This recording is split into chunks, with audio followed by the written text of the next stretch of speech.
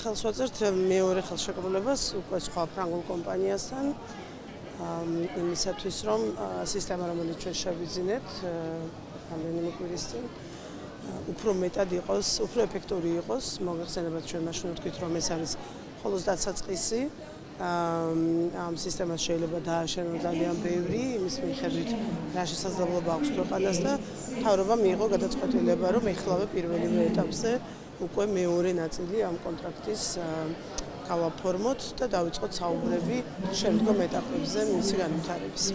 ისე რომ ამით რაღაც ერთ ციკლს დავასრულებთ ამ ეტაპზე და კიდევ ერთხელ ამბობ, ვაგრძელებთ ახლა ვიწყებთ უბრალოდ მოლაპარაკებებს დანარჩენ მიმართულებებზე.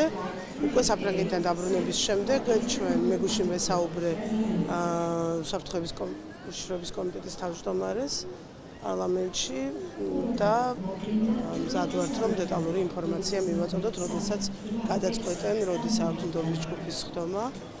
ასევე პრეზენტაციას გავაკეთებთ მთავრობისთვის, უკვე სრული შემადგენლობის მთავრობისთვის და ბუნებრივია მთავარსარდლისთვის.